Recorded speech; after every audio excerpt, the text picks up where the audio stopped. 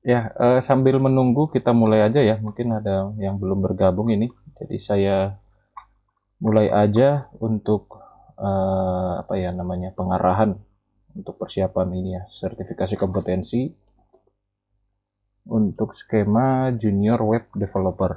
Nah, jadi saya share screen dulu apa yang mau kita diskusikan hari ini. Tapi sebelumnya suara saya kedengaran atau bagaimana?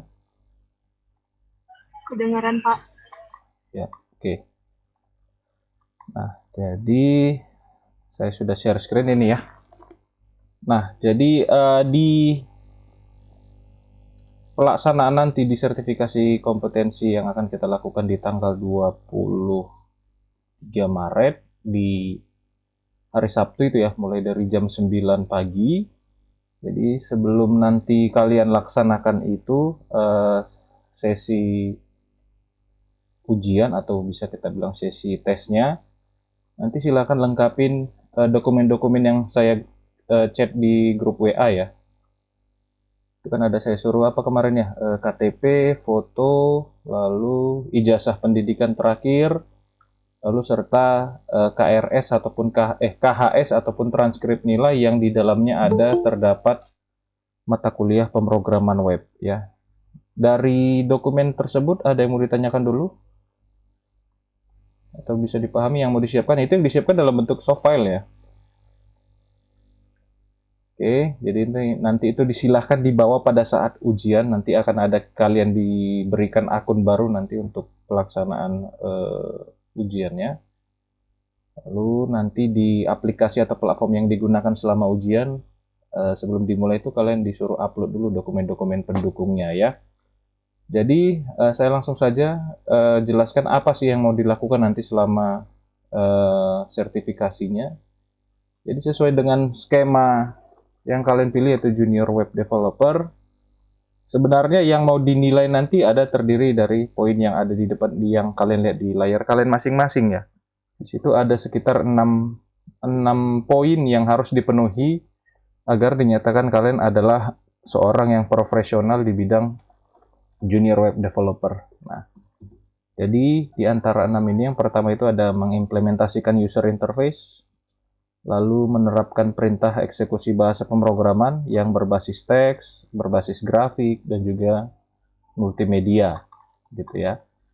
Dan juga nanti ada juga penilaiannya bagaimana menyusun ataupun menggunakan fungsi, file, ataupun sumber daya pemrograman yang lain dalam organisasi yang rapi.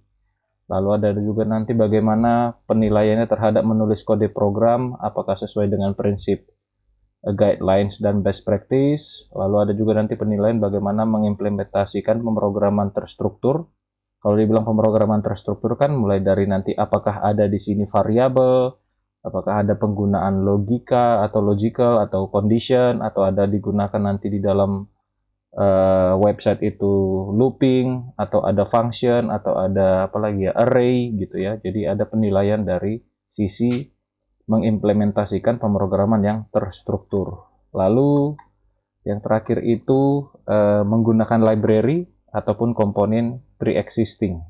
Ya, jadi artinya nanti ada penilaian juga di dalam junior web developer ini bagaimana kalian menggunakan library atau file-file tambahan atau aplikasi tambahan dalam membangun satu websitenya. Jadi di unit ataupun di skema junior web developer itu targetnya nanti bagaimana kalian bisa membuat sebuah website yang sesuai dengan kebutuhan dari soal yang ada. Jadi nanti soalnya itu dalam bentuk soal esai. Jadi nanti kalian ditentukan apa yang mau dikerjakan, kebutuhannya untuk apa, lalu data-data yang perlu dikelola itu datanya seperti apa. Nah, jadi nanti dari soal cerita yang ada, dinilailah kalian berdasarkan 6 poin ini. Apakah di yang kalian kerjakan itu terdapat 6 poin ini? Jika keenam-enamnya memenuhi persyaratan, maka kalian dianggap berhak mendapatkan sertifikat yang apa ya saya bilang, yang kalian diakui itu sebagai ahli di bidang junior web developer gitu ya. Jadi nggak ribet untuk pelaksananya. Jadi ini penjelasan lebih lengkap aja nanti bagaimana mengimplementasikan user interface, artinya bagaimana cara kalian nanti menerapkan desain yang sudah kalian tentukan ke dalam website tersebut gitu ya. Jadi ada penilaian nanti di sini mengimplementasikan user interface ya. Lalu nanti bagaimana cara kalian melakukan implementasinya nih, kan ada. Pertama mengidentifikasinya. Kira-kira dari soal yang dibuat apa sih yang bisa kita identifikasikan sebagai tampilan yang dibutuhkan gitu kan. Lalu nanti setelah sudah kalian diidentifikasi, lalu lakukan implementasinya, berarti buatkanlah programnya sesuai dengan desain yang sudah kalian tentukan di awal berdasarkan soal atau studi kasus yang ada gitu ya. Nah, jadi itu masalah mengimplementasikan. Ya, contohnya tadi ini seperti ini, merancang sebuah desain atau mockup untuk form pendaftaran akun. Nah, nanti kalian desain dulu kira-kira tampilannya seperti apa. Jadi bisa digambar seperti kalau kita merancang apa ya, user interface waktu mengerjakan skripsi. Nah, seperti itu. Nah, jadi nanti setelah kalian rancang kira-kira desainnya seperti apa, lalu terapkan ke websitenya gitu atau ke bahasa pemrogramannya gitu ya. Nah, contohnya seperti ini kan. Ini kalian gambar nanti.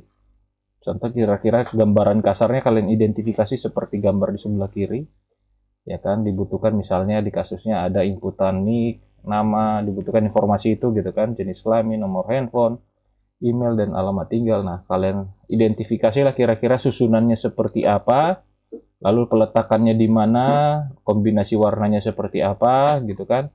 Nah, setelah sudah kalian lakukan identifikasi, lalu langsung dibuatkan tampilannya menggunakan bahasa pemrograman yang kalian kuasai. Jadi nggak ada standarisasinya mau pakai bahasa pemrograman apa. Selama itu bisa digunakan dalam membangun website, berarti ya silakan dipakai gitu ya. Nah, seperti ini. Kalau mungkin membuat form seperti ini sudah pasti tag HTML misalnya kan. Nah, itu masalah mengimplementasikan user interface. Lalu yang di poin kedua itu yang tadi penilaiannya, yaitu menerapkan perintah eksekusi bahasa pemrograman. Nah, di sini nanti ada banyak elemen yang harus dipenuhi. Misalnya di sini ada 3 nih. Mengidentifikasi mekanisme running atau eksekusi source code, lalu bagaimana cara kalian mengeksekusi kode programnya, lalu bagaimana mengidentifikasi hasil eksekusinya. Nah, itu nanti yang dinilai dari poin atau dari penilaian kedua. Jadi ada sub penilaiannya lagi. Apa yang harus dicapai ketika berada di bagian menerapkan perintah eksekusi bahasa pemrograman, gitu ya. Jadi nanti di sini dibahas apa pengetahuan kalian terhadap platform dan lingkungannya atau pemrograman aplikasinya. Misalnya tadi ini kebutuhan untuk website, berarti kalian tentukanlah bahasa pemrograman apa yang bisa digunakan dalam membuat sebuah website, karena platformnya nanti kan pasti yang dibutuhkan ke dalam bentuk website kan gitu ya. Maka nanti kalian tentukanlah bahasa pemrograman apa nih gitu kan. Oh, misalnya HTML, PHP atau yang lainnya atau JavaScript gitu kan.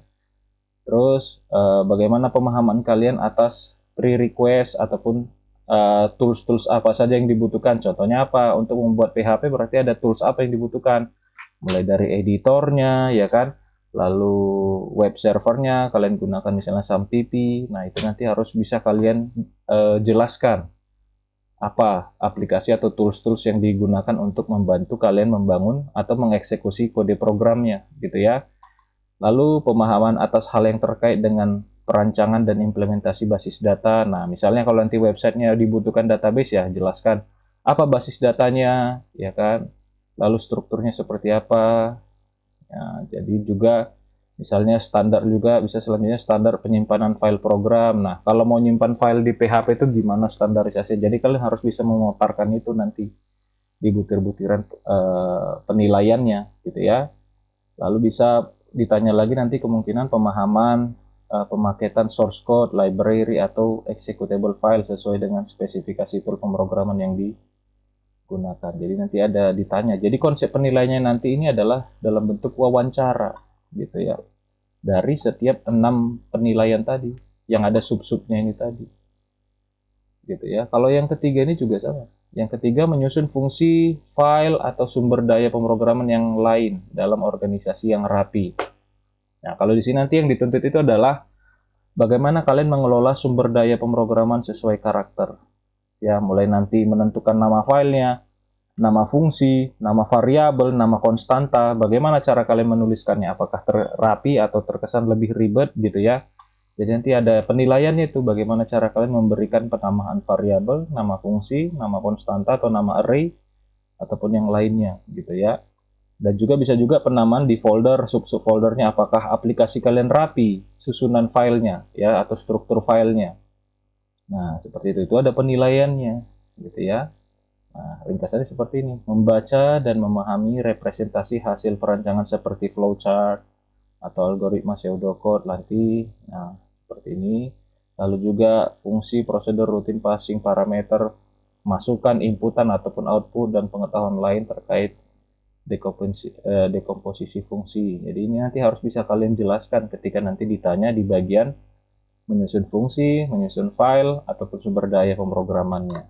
Gitu. Jadi harus kalian bisa memaparkannya nanti. Lalu juga ada nanti selanjutnya menulis kode dengan prinsip sesuai guideline dan best practice. Nah, di sini biasanya yang dinilai itu adalah bagaimana kalian menulis kode program itu sesuai dengan aturannya atau sesuai dengan penulisannya atau tidak gitu ya. Nah, misalnya kalau nulis PHP itu kan ada aturannya dalam menggunakan PHP kan gitu ya. Nah, nanti akan dilihat tuh bagaimana cara kalian menjelaskannya. Ya, contoh seperti ini kan.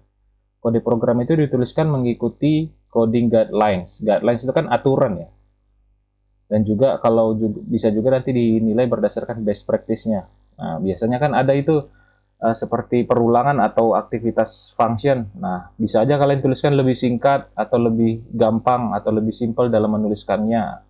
Padahal hasilnya sama, tapi ada perintah yang kalian buat lebih simpel gitu kan. Nah, itu ada penilaiannya, itu yang dimaksud dengan best practice.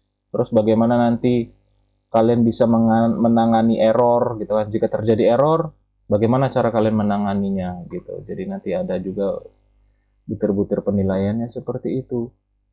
Ya, dan juga nanti bisa menggunakan ukuran performansi dalam menuliskan kode sumber. Nah, itu nanti bisa aja berhubungan dengan efisiensi penggunaan resource oleh kode yang dihitung. Terus kemudahan interaksi selalu diimplementasikan sesuai standar yang berlaku gitu ya. Jadi penilaiannya cukup mendetail gitu ya dari setiap target yang diinginkan. Nah, ini tadi itu menulis kode dengan prinsip sesuai guideline dan best practice.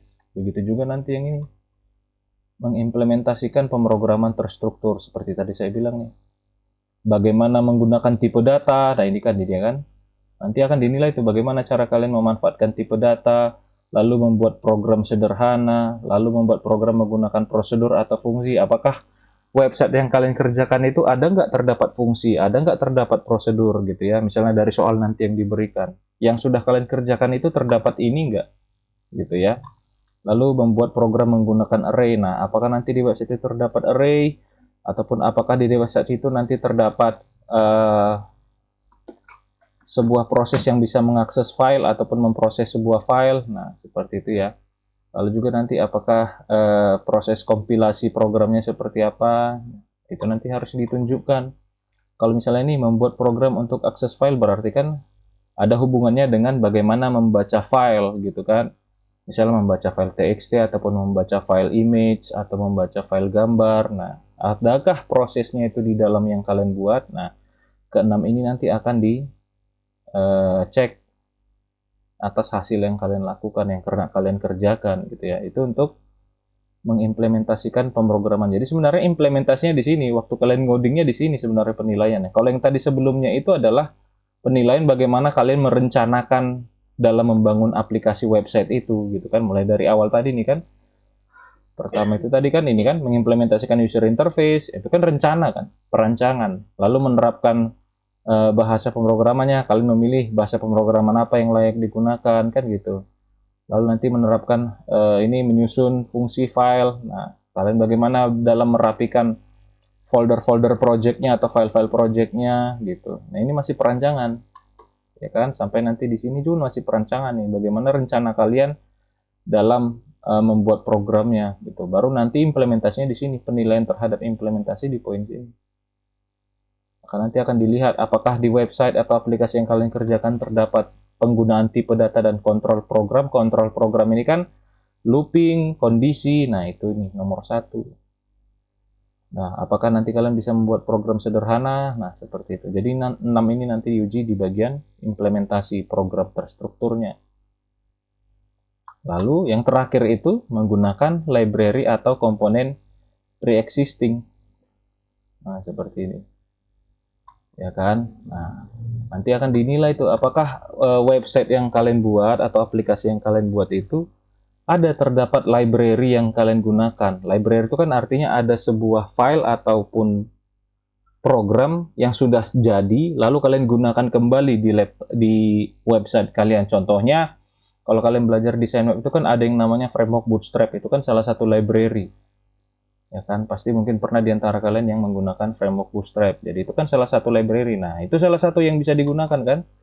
Nanti uji ditanya tuh, library apa yang bisa digunakan di dalam website ini. Ya, bisa salah satunya kayak tadi saya bilang, framework Bootstrap. Nah, itu kan library pendukung dalam mendesain halaman website jauh lebih baik lagi gitu kan, dan tidak memerlukan banyak waktu. Nah, seperti itu. Itu nanti harus bisa kalian paparkan dan kalian tunjukkan ataupun didemokan hasil websitenya gitu ya.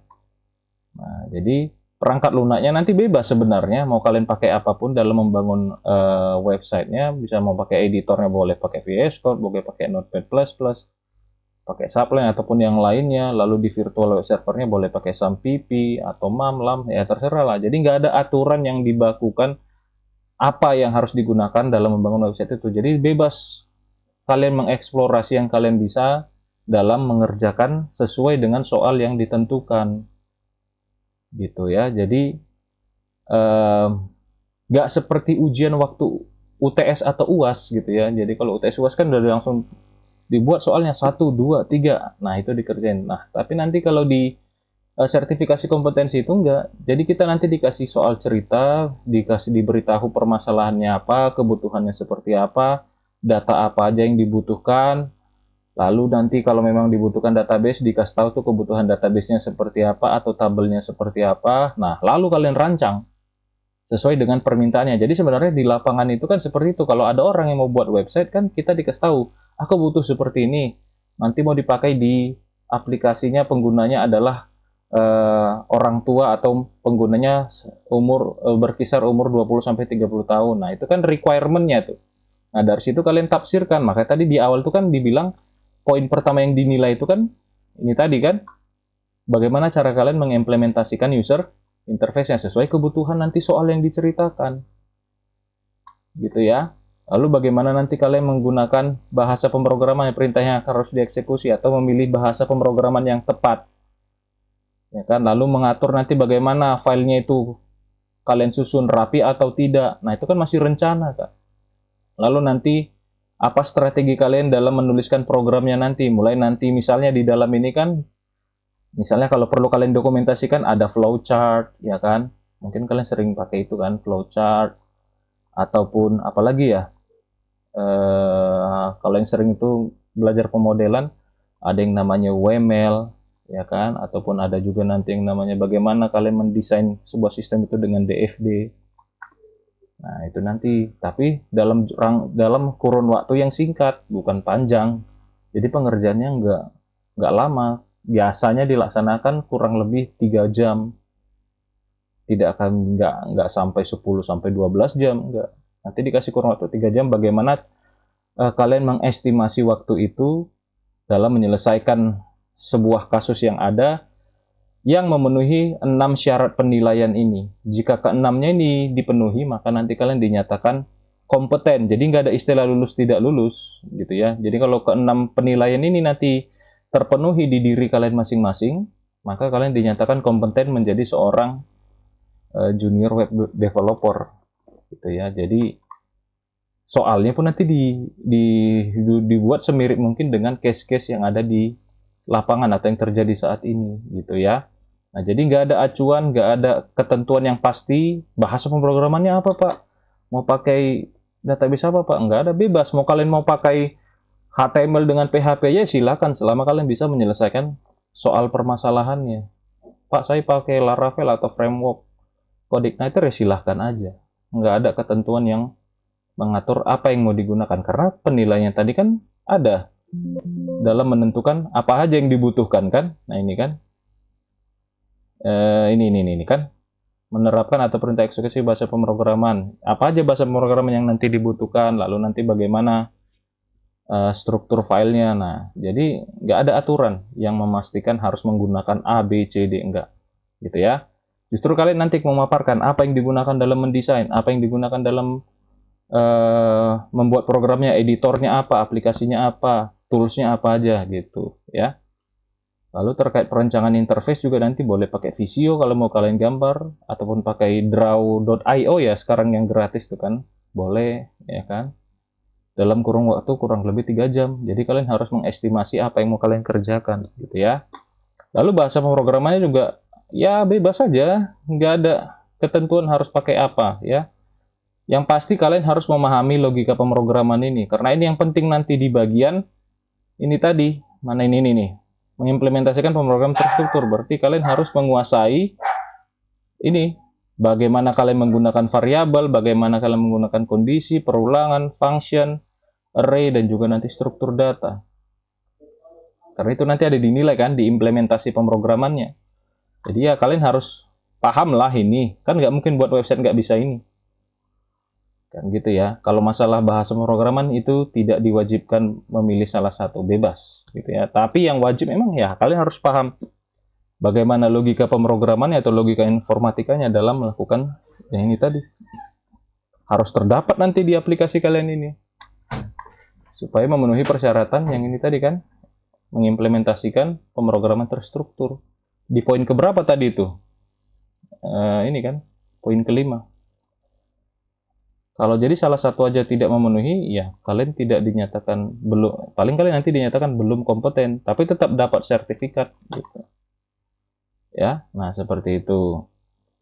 Lalu itu tadi terkait hal-hal yang harus dimiliki. Nah, jenis asesmennya seperti tadi saya bilang, soalnya itu essay test, ya, jadi soal cerita.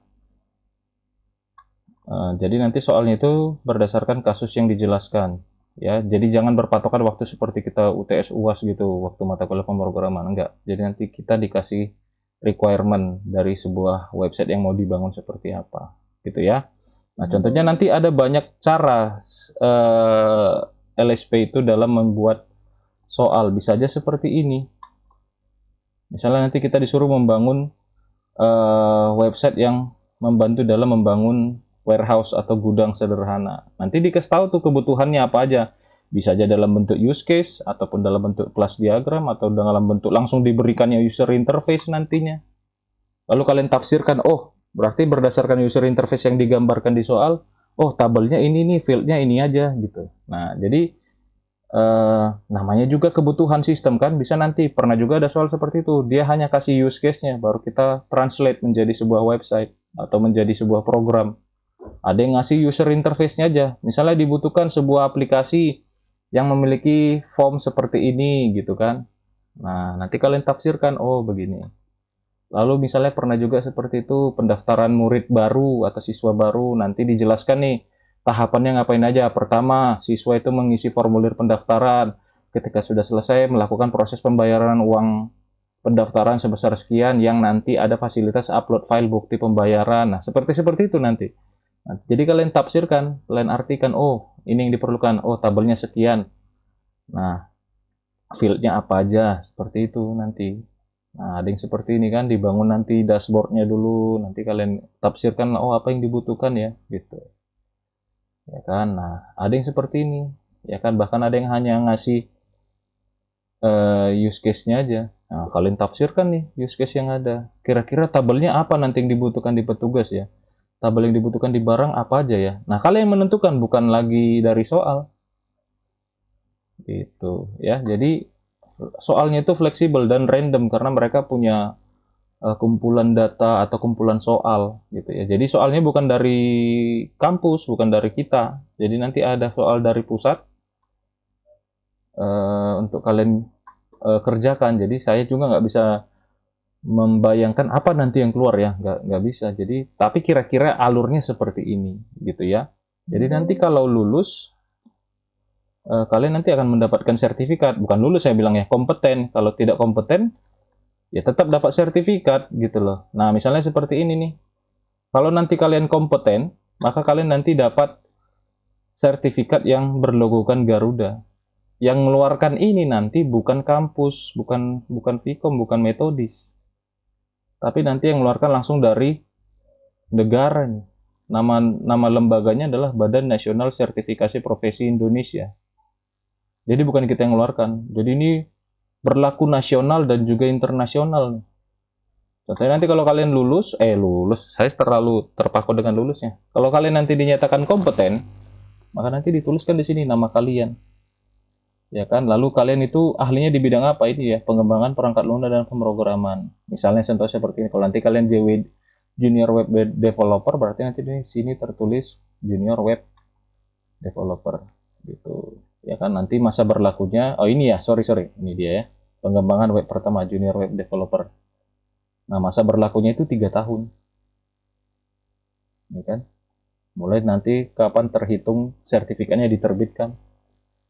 Ya, jadi bukan kita. Jadi penyelenggaranya kita hanya tempat ujian, yang menyelenggarakan adalah namanya ini LSP Informatika. Yang mengeluarkan sertifikatnya adalah Badan Nasional Sertifikasi Profesi ataupun BNSP. Ya.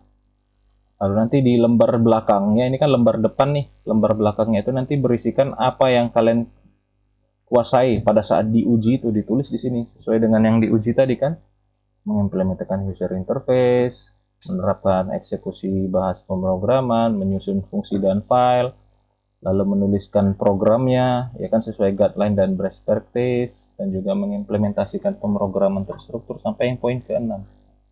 Jadi nanti akan tertulis di lembar kedua apa yang kalian miliki, kemampuan kalian. Maka di sini kan ditulis daftar unit kompetensinya.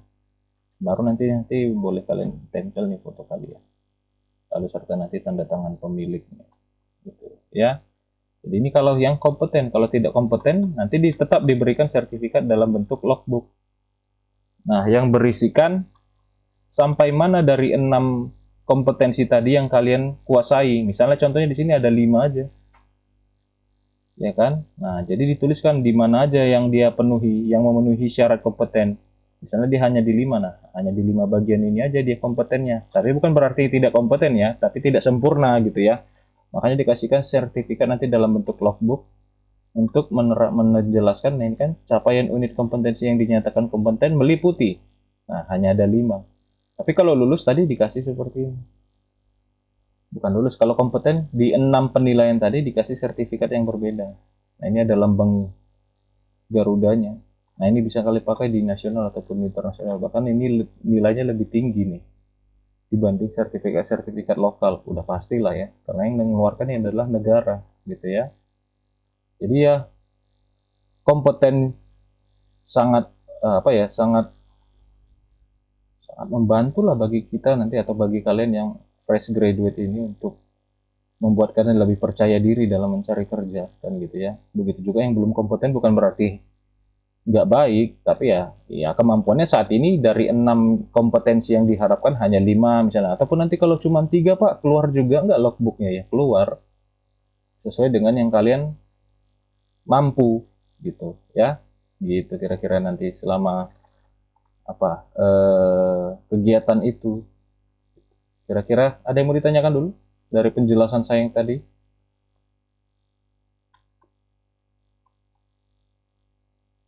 Ada kira-kira?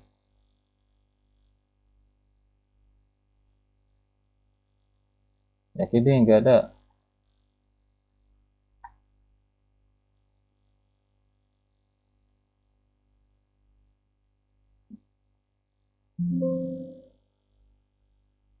Ada kira-kira yang mau ditanyakan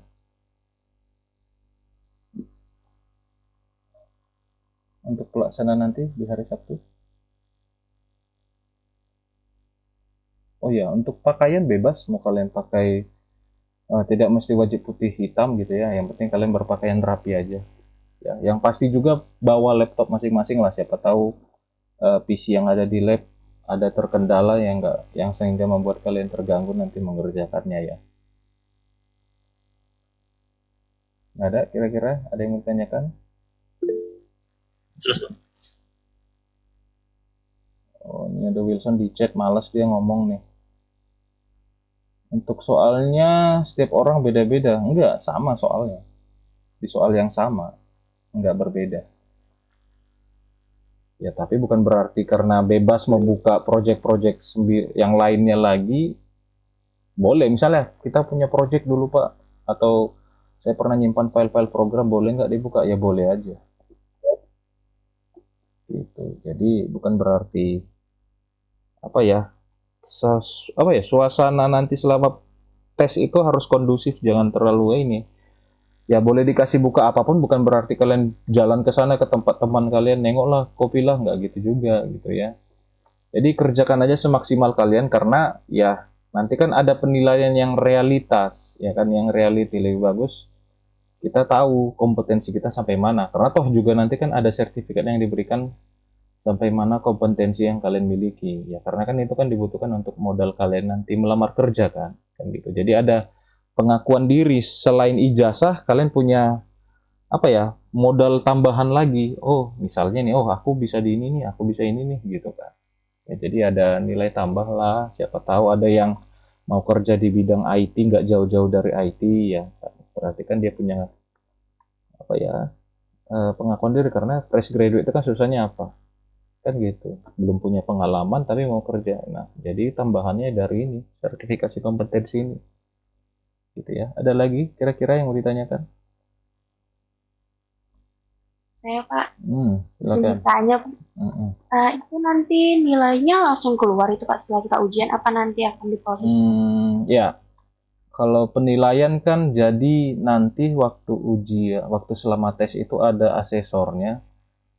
Asesor itu fungsinya untuk merekomendasikan kalian ke pusat gitu. Jadi nanti kan kembali dilaporkan lagi ke apa ya, ke BNSP tadi. Jadi nanti ada asesor yang mewawancarai kalian, nanti dinilailah kalian satu persatu, lalu nanti ini akan direkomendasikan ke pusat, ke BNSP di Jakarta. Jadi kita menunggu prosesnya itu biasanya 1 sampai 3 minggu prosesnya. Dan nanti kalau memang sesuai rekomendasi, misalnya nanti asesor bilang Egi kompeten nih dari 6 penilaian tadi, maka nanti akan dikirimkan ke Jakarta, ke BNSP untuk dicek ulang. Jadi yang pekerjaan kita pun dikirimkan lagi ke Jakarta, bukan hanya ke asesor aja. Jadi filenya nanti kalian persiapkan, file programnya nanti harus kalian dikirimkan. Nanti akan disediakan website khusus untuk mengirimkan jawabannya. Nah, jadi butuh waktu panjang sebenarnya. Jadi walaupun dibilang, anggaplah saya asesornya gitu kan, saya anggap Egi kompeten nih, nggak bisa besok langsung terbit gitu. Jadi harus saya kirim lagi yang menurut saya kompeten, dikirim ke pusat, ke BNSP, lalu cek lagi ulang yang kamu kerjain dengan yang saya nilai layak nggak. Nah kalau layak berarti masuklah nanti nama kalian ke antrian untuk diterbitkan sertifikatnya oleh negara gitu. Gitu ya Gi. Jadi paling lama sih pernah terjadi itu sampai 2-3 bulan, itu udah paling lama. Makanya kalau sempat kalian sudah kerja udah nggak ke kampus lagi kan, paling nanti ya bisa kita buat media pengiriman dari paket pengiriman kah, atau JNE kah, atau bagaimana, ataupun di scan file softnya, tapi masih ada pertinggal di kampus. Nanti kapan bisa ke kampus boleh diambil gitu. Gitu kira-kira. Ada lagi kira-kira Gi? Baik Pak, terima kasih Pak, nggak ada Pak. Waktu pengerjaan nih si Feby tadi udah dibilang kurang lebih 3 jam. 3 jam Feby. Ada lagi kira-kira yang lain yang mau ditanyakan? Jadi nanti gini ya, 3 jam yang dimaksud itu waktu kalian mengerjakan, di situ juga waktunya di wawancara. Jadi nanti selama kalian kerja, asesor langsung mengunjungi satu persatu kalian, mewawancarai kalian sampai mana progresnya, apa yang digunakan. Nanti sambil berjalan. Jadi bukan berarti 3 jam full itu proses membuat aplikasinya atau membuat programnya. Jadi di dalam itu sudah ada proses pengerjaan dan ada proses wawancara dan juga nanti proses penilaian. Jadi kalian harus estimasi waktu, kalian atur. Yang diharapkan yang di sertifikasi kompetensi ini bukan harus sekeren mungkin, secantik mungkin enggak. Yang penting permasalahan soal yang ada terselesaikan. Ya masalah Pak desainnya jelek Pak, nggak apa-apa gitu. Yang penting kalian bisa menyelesaikan permasalahan atas kebutuhan yang ada gitu ya. Jadi yang sering terjadi seperti itu, dia buat desainnya lah cantik atau tata letaknya sangat keren gitu kan, tapi ya waktu yang dibutuhkan nggak cukup gitu. Akhirnya yang harusnya dia kompeten tapi karena estimasi waktunya nggak cukup jadi nggak kompeten gitu ya. Jadi manfaatkan waktu 3 jam itu karena bukan waktu yang lama, itu sangat singkat sebenarnya. Bangun web, bangun aplikasi itu 3 jam. Kalau bangun yang prepare mana cukup ya, butuh waktu berbulan-bulan gitu kan. Tapi yang namanya kan kalian mau diuji kemampuan aja, bukan diuji hasilnya, tapi kemampuan kalian berdasarkan 6 penilaian tadi gitu. Kalau masalah fontnya kurang cantik ya udah nggak apa-apa gitu. Tapi yang penting 6 ini kalian kompeten memenuhi persyaratan gitu. Ya, jadi jangan disalah artikan harus bagus, harus cantik, warnanya harus bagus, harus menarik, enggak. Yang penting 6 penilaian tadi kalian bisa penuhi.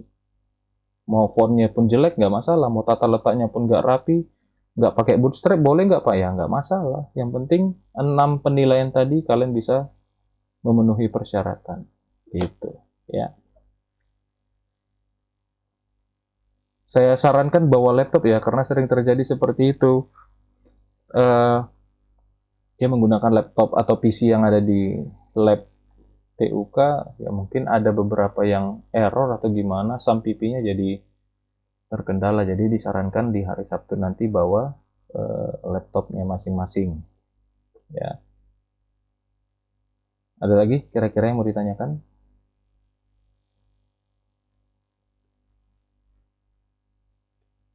Ya ada. Oh iya, saya lupa bilang, selain dokumen soft file yang kemarin, siapkan tanda tangan digital ya. Tanda tangan digital bukan QR code.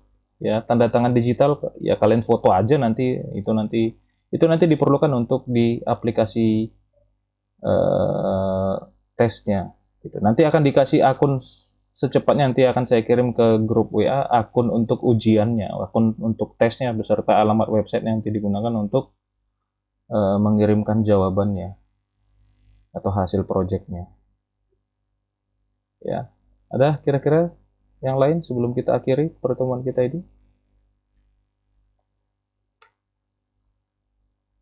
Ada yang mau ditanyakan? Jonathan, cukup?